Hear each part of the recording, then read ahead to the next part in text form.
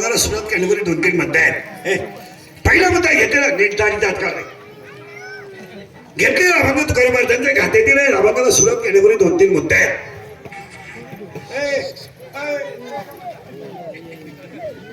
कोण आणायला गेलं?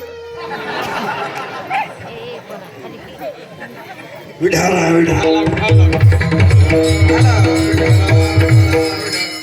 तुकाराम महाराजांच्या गाथा एकूण अभंग 4092 आहेत. 4092 मध्ये पहिला अभंग आहे समंजरी दृष्टी विठेवरी साजरी. शेवटचा अभंग आहे निर्वास मागणे ते एक तुझं प्रती आहे देशील तरी पाय पांढरंगा. गाठ्यामध्ये ते 4092 अभंग आहेत. काय अभंग नाम बरे संत बरे विनंती बरे विनवणी बरे मागणी बरे झालं मला घोगणे पाहिजे व्याभिचारी अभंग आहे हिंदुस्थानी अभंग ख्याल आहे नाट आहे वासुदेव आहे पाकुळ आहे जोगे एका घडी बाहेर आहे भोपळ आहे गवळणी विरळी एका वाक्यात तुकोबरायचा गाथा हा 5वा वेद आहे. पण तुम्ही आणि मी असं म्हणू तुकोबरायचा गाथा तुकोबरायचा गाथा हा तुकोबरायच्या मुखातून बाहेर पडलेला पांडुरंग प्रसाद आहे.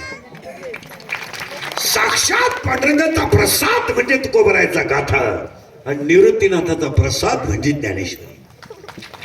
ऐकणारी माणसं म्हणते तुम्ही ज्ञानेश्वरीला पांडुरंगाचा प्रसाद का म्हटलेला आहे?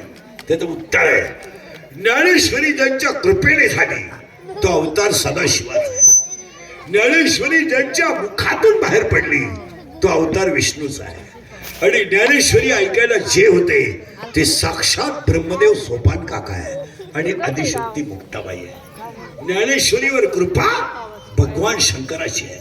सदाशिवाचा अवतार भगवान शंकराची आहे. ज्ञानेश्वरी ज्यांच्या मुखातून बाहेर पडली तो विष्णूचा अवतार आहे. ज्ञानेश्वरी ज्यांच्या समोर सांगितली तो सोपान काका आहे. ते सोपान काका आहेत आणि आणि ती साक्षात म्हणून भजनी मंडळाला गायक वादकांना महाराज मंडळीला सांगून ठेवतो पखवाद्यांना ज्ञानेश्वरी ग्रंथ नाही आहे. ज्ञानेश्वरी ग्रंथ नाहीये. पण तुम्ही म्हणाल ज्ञानेश्वरी काय? 22 वर्षाच्या बालकानं 9 रसाने भरलेला निर्माण केलेला अमृताचा समुद्र म्हणजे ज्ञान. सरस्वती मुक्याला बोलायला लावते. परीस लोखंडाचं सोनं करते. सरस्वती मुक्याला बोलायला लावते आणि अमृत मेलेल्याला जिवंत करते. मेलेल्याला जिवंत करते ते अमृत आहे. लोखंडाचं सोनं करतय ते परीस आहे. मुक्याला बोलायला लावते ती सरस्वती आहे. ज्ञानेश्वरी वाचनाला मरूनच देत नाही तो अमृताचा सागर आहे. ज्ञानेश्वरी हा अमृताचा सागर आहे आणि त्या अमृताच्या सागरातून सागर म्हणजे सुसागर आहे. आणि आज या जगात जेवढे संत झाले त्यातले 40% संत लोकांनी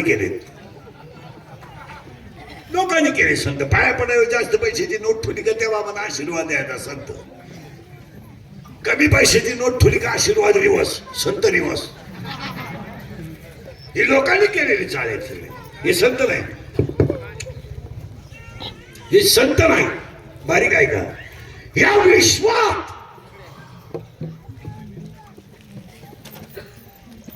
विश्वात जेवढे संत झाले त्या सगळ्या संत ते धरतो पण बस झाले. परत येऊ नको इकडं.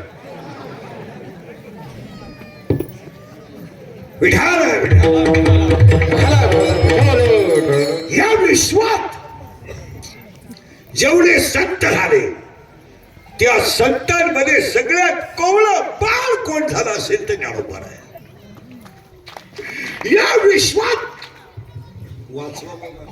या विश्वात जेवढे संत झाले त्या सगळ्या संतांमध्ये सगळ्यात कोवळं बाळ कोण असेल ते ज्ञानोबा आहे. 22 वर्षाचा बाळ आहे पण विश्वाची आई आहे. हा विश्वातला चमत्कार. माझच सुतावं लागल. माझा जीव शेवटचं कीर्तन व्हायची वेळ आहे. आज का माझं 31 बार आहे काय करा.